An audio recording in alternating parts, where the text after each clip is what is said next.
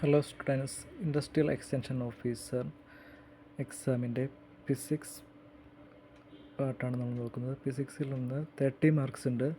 അതിൽ 3 മൊഡ്യൂൾസാണ്: applied optics, solid state physics and acoustic. First നമുക്ക് അക്കോസ്റ്റിക് എന്ന ടോപ്പിക്ക് നോക്കാം. അക്കോസ്റ്റിക്കിൽ ഫസ്റ്റ് അവർ പറഞ്ഞിരിക്കുന്നത് classification of acoustic waves based on frequency അനുസരിച്ച് അക്കോസ്റ്റിക് വേവ്സിനെ ഇൻഫ്രാസോണിക്, ഓഡിബിൾ, അൾട്രാസോണിക് എന്നിങ്ങനെ തിരിച്ചിരിക്കുന്നു. ഇൻഫ്രാസോണിക് എന്ന് പറഞ്ഞു കഴിഞ്ഞാൽ frequency below 20 hertz. Audible waves എന്ന് പറഞ്ഞു കഴിഞ്ഞാൽ 20 ഹെർട്സിനും 20,000 ഹെർട്സിനും ഇടയിൽ. അൾട്രാസോണിക് എന്ന് പറഞ്ഞു കഴിഞ്ഞാൽ 20,000 എബോവുള്ളതാണ് അൾട്രാസോണിക് വേവ്സ്. ഇതിൽ ഇൻഫ്രാസോണിക് വേവ്സും അൾട്രാസോണിക് വേവ്സും മനുഷ്യർക്ക് കേൾക്കാൻ സാധിക്കത്തില്ല. നെക്സ്റ്റ് ടോപ്പിക്കിൽ അവർ പറഞ്ഞ അക്കോസ്റ്റിക്കിലേക്ക് നമുക്ക് കടന്നു കഴിഞ്ഞാൽ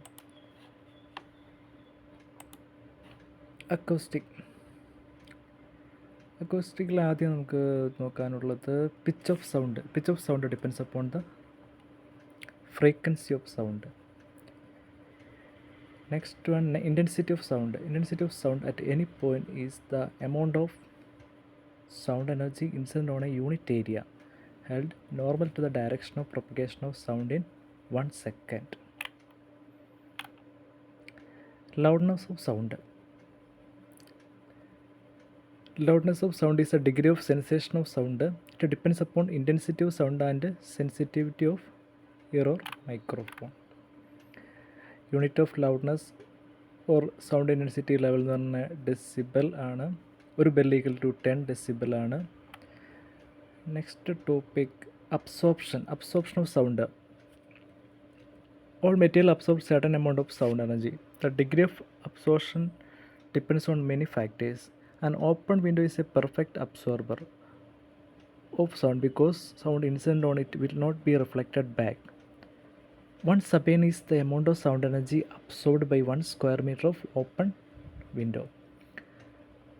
അതിലാണ് അബ്സോർപ്ഷൻ കോഎഫിഷ്യൻറ്റ് വരുന്നത്. അബ്സോർപ്ഷൻ കോഎഫിഷ്യൻ്റ് എന്ന് പറഞ്ഞു കഴിഞ്ഞാൽ absorption of sound energy absorbed by the surface divide by absorption of sound energy incident on the surface. Open window ആണെങ്കിൽ അപ്പോൾ അബ്സോർപ്ഷൻ കോഎഫിഷ്യൻറ്റ് 1 ആയിരിക്കും. എന്താണ് reverberation? Sound produced by a source in a hall suffers multiple reflections from various objects in the hall, like wall, floor, ceiling. Hence, the listeners hear the series of sound in addition to the original sound. So, sound persists for a time even after the source has stopped.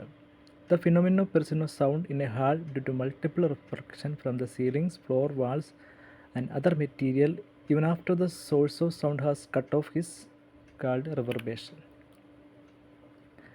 Reverberation time എന്താണ്?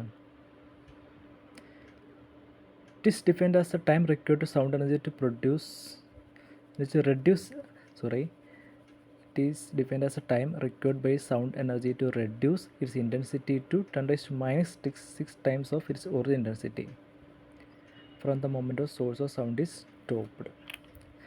Sabine formula of reverberation time is equal to 0.163 V divided by A. V is the volume of the hall and A is the total energy absorbed.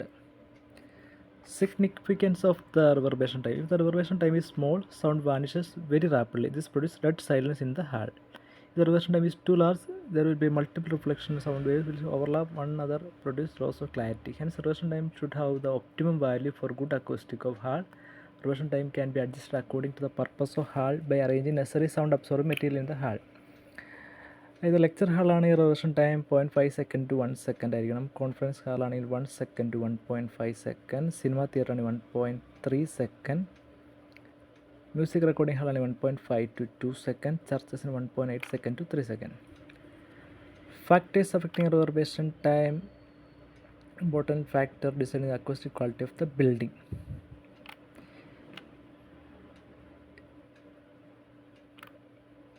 Next one, factors affecting the acoustic. On the first, reverberation time, echoes, focusing surfaces.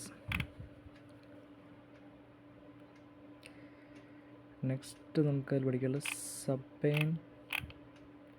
Sabine formula നമ്മൾ കണ്ടു. And acoustic building okay.